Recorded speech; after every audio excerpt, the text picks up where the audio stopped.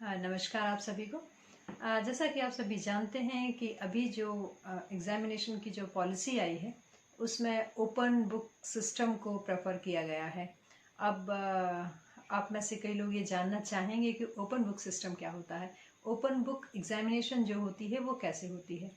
तो open book जैसा कि नाम से समझ में आ रहा है कि इसमें आपको जो बुक है वो ले जाने की परमिशन होती है। बुक जो आप ले जाते हैं या कभी कभी एग्जामिनेशन सेंटर के द्वारा भी प्रोवाइड की जाती है, लेकिन ये हो सकता है उनके पास इतनी बुक्स ना हो तो आप अपनी बुक भी ले जा सकते हैं। और साथ ही साथ आपको जो क्वेश्चंस जो दिए जाते हैं वो थोड़े से, अभी तक जो ओपन बुक सिस्टम चला आया है उसमें वो क्वेश्चन थोड़े ज़्यादा ट्रिकी होते हैं। बहुत सालों पहले 87, 88, 89 में जब फाउंडेशन कोर्स कॉलेज में इंट्रोड्यूस हुआ था उस समय आधार पाठ्यक्रम के लिए ओपन बुक सिस्टम ही चलता था।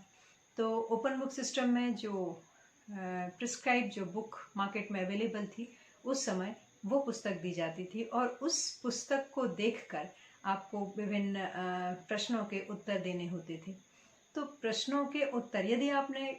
किसी भी बुक को पढ़ा नहीं है तो डेफिनेटली आपको सारे क्वेश्चंस के आंसर देने में प्रॉब्लम होगी, क्योंकि आपको ये मालूम होना चाहिए कि किस चैप्टर में कौन सा क्वेश्चन कहाँ है, किस पैराग्राफ में उसका आंसर है। क्योंकि एग्जैक्टली ये ज़रूरी नहीं कि वो क्वेश्चन बैंक ही हो। यूजुअली क्वेश्चन बैंक प्रेफर नहीं करते हैं, कोई टेक्स्ट बुक ही प्रेफर करते हैं। तो आपको यदि टेक्स्ट बुक दे दी गई है तो आपको वो आंसर उसमें से निकालना, तो सारा कॉन्सेप्ट आपको पता हो तो बेटर है कि आप जो भी बुक आपके पास है या जो स्टैंडर्ड या रेफरेंस बुक जो आपको आपके लिए आपके सिलेबस में मेंशन की गई है, तो वो बुक से आप सारी चीज़ें पढ़ लें, आपके सिलेबस को, सिलेबस के डिफरेंट टॉपिक्स को। वैसे साल भर आपने पढ़ा हुआ ही है लेकिन फिर भी एक बार रिवाइज कर लें और ये आपको मालूम हो कि इसका आंसर इस बुक में यहाँ पर अवेलेबल है, ताकि आपका वो जो निर्धारित समय होता है 3 घंटे का समय, वो समय बर्बाद ना हो। उस टाइम आप इंडेक्स देखें, उस टाइम आप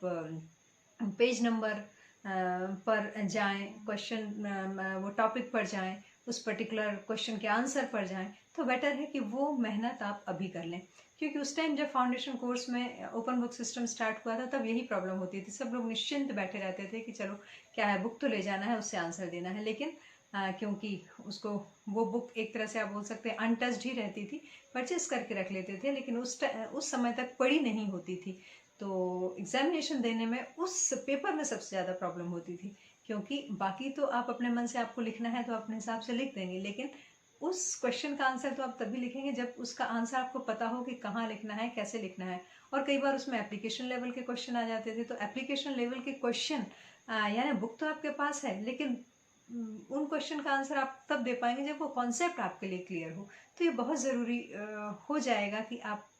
जो कुछ आपने पढ़ा है, क्योंकि साल भर आपने पढ़ा ही है, एग्जामिनेशन की प्रिपरेशन की ही है, तो एक बार आप उसको रिवाइज कर लें। तो रिवाइज करने से आपके कॉन्सेप्ट क्लियर हो जाएंगे और बुक आपके पास एज अ सपोर्ट अवेलेबल रहेगी, तो उसमें से आप आंसर्स देख सकते हैं और लिख सकते हैं। तो अलग अलग तरह के जो क्वेश्चंस आपको पूछे जाएंगे, जैसे ऑब्जेक्टिव टाइप क्वेश्चन कई बार डायरेक्ट आंसर्स नहीं रहते हैं, और ऑब्जेक्टिव टाइप क्वेश्चन के आंसर्स ढूंढने में आपको थोड़ा सा उसको देखना पड़ेगा। तो अभी समय रहते आप बुक के पन्ने एक बार पलट लें और थोड़ा सा सारा कुछ